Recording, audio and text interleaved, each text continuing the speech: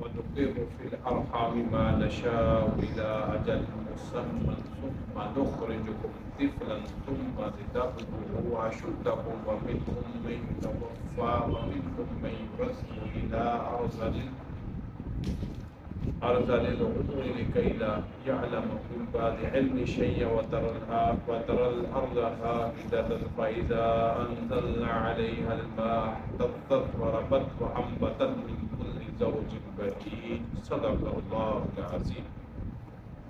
اللهم صل على محمد وعلى آل محمد كما صليت على إبراهيم وعلى آل إبراهيم إنك حميد مجيد.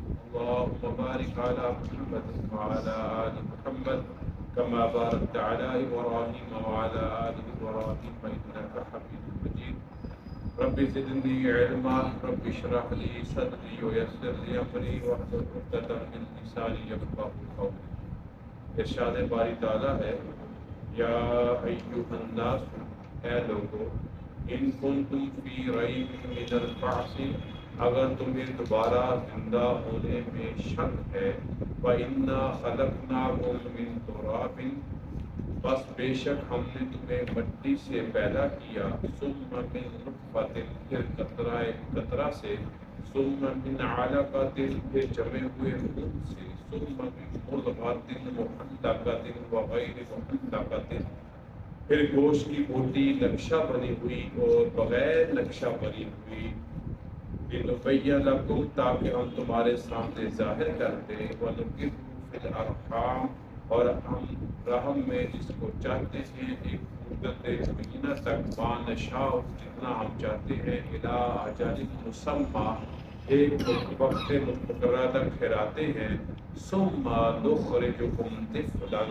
پھر ہم تمہیں بچہ بنا کر باہر لاتے ہیں، ثم لتبلغوا اشدکم، پھر تاکہ تم اپنی جوانی کو پہنچو، ومنکم من یتوفی، اور کچھ تم میں سے مر جاتے ہیں، ومنکم من یرد الی ارذل العمر، اور کچھ تم میں سے نکمی عمر تک پہنچائے جاتے ہیں، لکئی لا یعلم بعد علم شیئا، کہ سمجھ بوجھ کا درجہ پا کر پھر بھی ناسمجھی کی حالت میں جا پڑتا ہے، وَتَرَى الْأَرْضَ هَامِدَةً، اور تم زمین کو سوکھی دیکھتے ہو، فَإِذَا أَنزَلْنَا عَلَيْهَا الْمَاءَ اهْتَزَّتْ، پھر ہم جب اس پر پانی برساتے ہیں تو وہ تر و تازہ ہو جاتی ہے، وَرَبَتْ، تر و تازہ ہو جاتی ہے، وَأَنبَتَتْ مِن كُلِّ زَوْجٍ بَهِيجٍ، اور ہر قسم کے خوشنما نباتات اگاتے ہیں، ذَلِكَ بِأَنَّ اللَّهَ هُوَ الْحَقُّ، یہ اس لیے کہ اللہ ہی پر حق ہے، وَأَنَّهُ يُحْيِي الْمَوْتَى، اور وہ مردوں کو زندہ کرے گا، وَأَنَّهُ عَلَىٰ كُلِّ شَيْءٍ قَدِيرٌ، اور ہر بات پر وہ قادر ہے، وَأَنَّ السَّاعَةَ آتِيَةٌ لَا رَيْبَ فِيهَا، اور بے شک قیامت آنے والی ہے جس میں کوئی شک نہیں، وَأَنَّ اللَّهَ يَبْعَثُ مَن فِي الْقُبُورِ، اور بے شک اللہ قبروں والوں کو دوبارہ اٹھائے گا۔ تین آیات سورہ حج کی، جن کا بھی تلاوت اور ترجمہ آپ کے سامنے پیش کیا گیا۔ اللہ تعالیٰ نے دو مثالیں بیان کی، ایک انسانی تخلیق، انسانی پیدائش کی ہے، اور دوسری اللہ تعالیٰ نے زمین کو سرسبز، شاداب، تر و تازہ، اس میں سے مختلف قسم کی نباتات اگانے کے متعلق۔ ان دونوں مثالوں کو بیان کر کے اللہ تعالیٰ دراصل ایمان بالآخرت کی طرف، دوبارہ زندہ جائے جانے کی طرف، ایمان کی اس بنیادوں کی طرف دعوت دیتے ہیں کہ وہ رب جس نے تم سب کو مٹی سے پیدا کیا۔ انسان کی تخلیق میں چار عناصر شامل ہیں، جن میں سب سے بڑا عنصر اور سب سے زیادہ عنصر مٹی کا ہے، اور اس میں جو باتیں بیان کی جاتی ہیں ان میں سب سے پہلی بات یہ ہے کہ ہر انسان کو جس مٹی سے تخلیق کیا گیا وہ دوبارہ اسی مٹی کی طرف لوٹایا دی جائے۔ دوسری بات، انبیاء کرام علیہ السلام کے اجسام کو جس مٹی سے پیدا کیا گیا وہ جنت کی، جبکہ باقی انسانوں کو اس زمین کی مٹی سے پیدا کیا۔ باقی تین عناصر میں ہوا بھی ہے، پانی بھی ہے اور آگ بھی ہے۔ یہ چار عناصر ہیں جن کو ملا کر اللہ تعالیٰ نے انسان کی تخلیق فرمائی، اور ان میں ظاہری طور پر جو سب سے غالب ہے وہ مٹی کا عنصر ہے۔ اور ایک معنی تو یہ ہو گیا۔ دوسرا معنی یہ ہے کہ جیسے کہ آگے بھی بیان ہوا، من تراب من ثم من نطفۃ، ہم نے تمہیں مٹی سے پیدا کیا پھر قطرے سے۔ اب انسان کا وہ جو قطرہ ہے جس سے انسان کی آگے تخلیق کی وجہ بنتی ہے، جانبین سے، دونوں طرف سے، اس کی بنیاد انسان کی غذا بنتی ہے، انسان کی خوراک بنتی ہے۔ اور یہ غذا اور یہ خوراک کہاں پہ اگتی ہے؟ زمین پہ، مٹی سے اگتی ہے۔ تو لہٰذا اس کا ایک معنی یہ بھی ہو سکتا ہے کہ تمہارا جو نطفہ جس کی تخلیق تمہاری غذا اور خوراک ہے، اس کی بنیاد بھی کیا ہے؟ مٹی ہے۔ ہم جو خوراک اناج کی صورت میں اور دیگر اناج، جیسے ہم جانوروں کا گوشت بھی کھاتے ہیں، ہم سبزیاں بھی کھاتے ہیں، ہم پھل بھی کھاتے ہیں، ہم گندم اور چاول بھی کھاتے ہیں، یہ سب کچھ زمین سے ہے۔ یہ جانور بھی زمین سے خوراک حاصل کرتے ہیں، اپنی گھاس پھوس وغیرہ۔ تو معلوم کیا ہوا کہ تمہارے اندر جو اللہ تعالیٰ نے وہ طاقت و صلاحیت رکھی ہے آگے انسانی تخلیق کی، اس کی بنیاد بھی کیا ہے؟ انسان کی وہ خوراک غذا جو مٹی سے حاصل وغیرہ۔ تو معلوم کیا ہوا کہ تمہارے اندر جو اللہ تعالیٰ نے وہ طاقت و صلاحیت رکھی ہے آگے انسانی تخلیق کی، اس کی بنیاد بھی کیا ہے؟ انسان کی وہ خوراک غذا جو مٹی سے حاصل ہے۔ آگے اللہ فرماتے ہیں نطفہ آپ میں تبدیل ہوا، اور پھر جب وہ رحم میں قرار پا گیا تو پھر اس کا اگلا مرحلہ جمع ہوا خون ہوا، اور اس کے اگلا مرحلہ اس جمے ہوئے خون میں ایک انسانی شکل کی تخلیق ہوئی۔ اب آگے جا کے دو صورتیں ہوئی، جمے ہوئے خون کے بعد اسی خون کے اندر یا انسانی شکل تخلیق ہوگی یا نہیں ہوئی۔ اگر تخلیق ہو گئی تو یہ آگے بڑھتا جائے گا، اگر تخلیق نہیں ہوئی تو وہ ضائع ہو جائے گا، اس کی پیدائش نامکمل رہ گئی تو وہ وہیں پہ معاملہ ختم ہو جائے گا۔ ایک معنی یہ بھی ہے، اور یہ معنی اس طرح سے ہے کہ بعض اوقات تخلیق نامکمل بھی ہوتی ہے، وہ اللہ کی رضا سے ہوتی ہے، اللہ کی اس میں کوئی تخلیق میں عیب نہیں ہے، وہ کمی کیا رہ جاتی ہے؟ کسی کا اپاہج ہونا، کسی کا پیدائشی اندھا ہونا، یا کسی عضو میں کوئی کمی پیشی رہ جانا، یہ اللہ کی ہی طرف سے ہوتا ہے، اور اللہ تعالیٰ اس میں کسی کا محتاج نہیں، لیکن یہ انسان کے لیے ایک آزمائش ہے۔ لِنُبَيِّنَ لَكُمْ، تاکہ ہم تمہارے لیے ظاہر کر دیں کہ تمہارا کوئی کمال نہیں ہے، ایک پروسیس ضرور ہے لیکن تمہارا کوئی کمال نہیں، اس کے پیچھے اللہ ہی کی قدرت اور کاریگری کار فرما ہے۔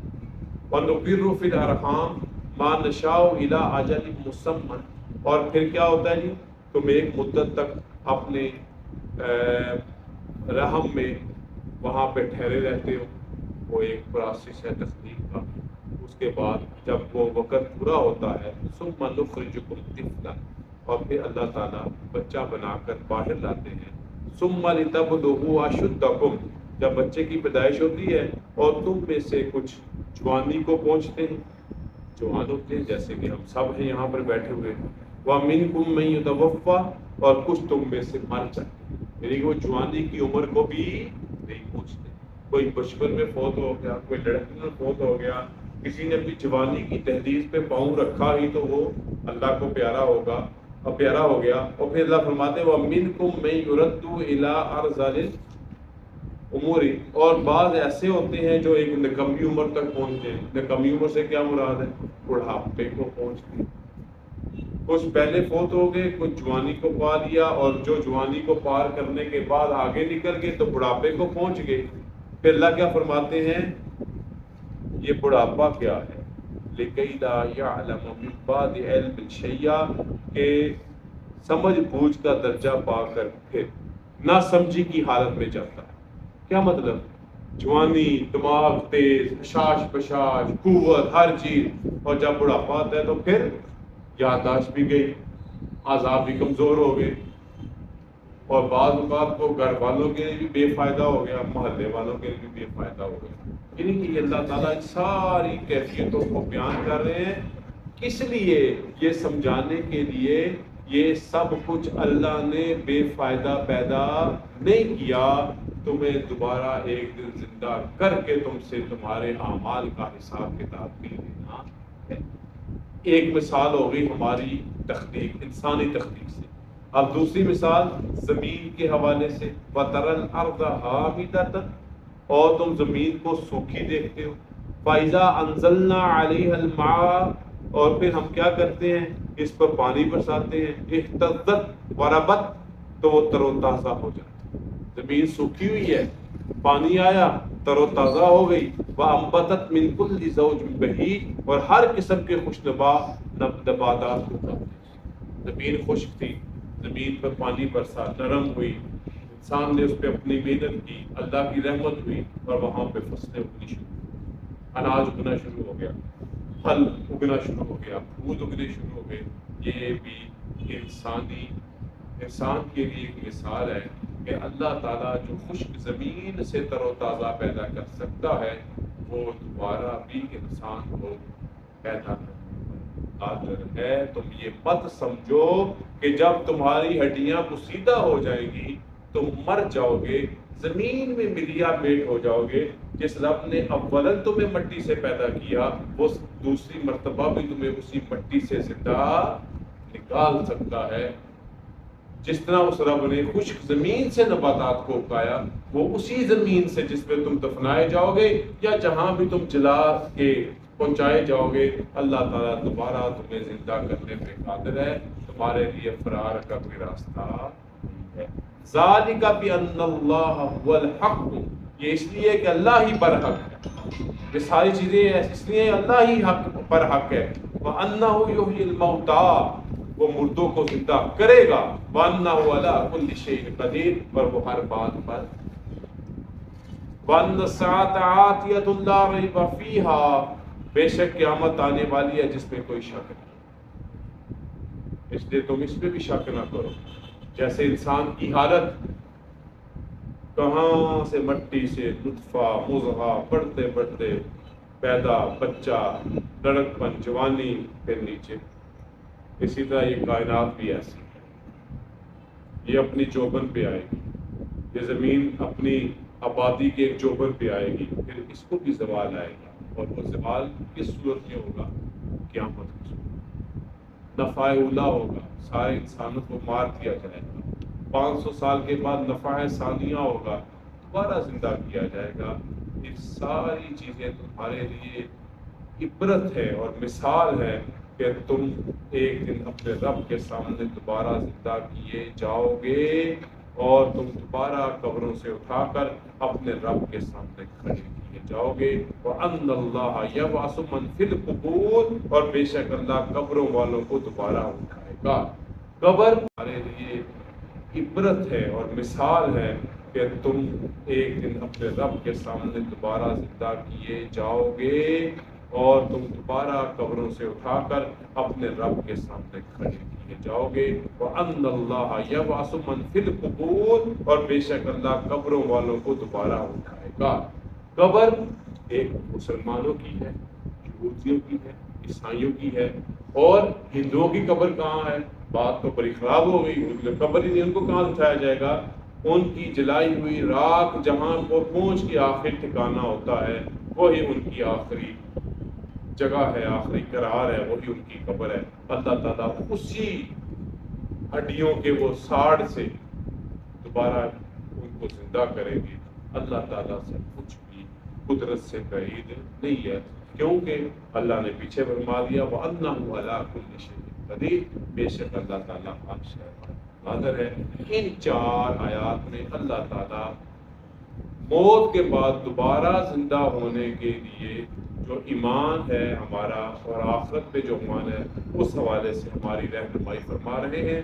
اللہ تعالیٰ ہمیں آخرت پر اور دوبارہ مرنے کے بعد دوبارہ زندہ ہونے پر ایمان لانے پر توفیق عطا فرمائے. وآخر دعوانا الحمدللہ رب العالمین والصلاة والسلام علی کریم. ربنا آتنا فی الدنیا حسنۃ وفی الآخرۃ حسنۃ. ربنا اغفر لنا وارحمنا وانت مولانا فانصرنا على القوم الكافرين. ربنا لا تزغ قلوبنا بعد إذ هديتنا وهب لنا من لدنك رحمة. وصلى الله تعالى على خير خلقه محمد وعلى آله وصحبه أجمعين برحمتك يا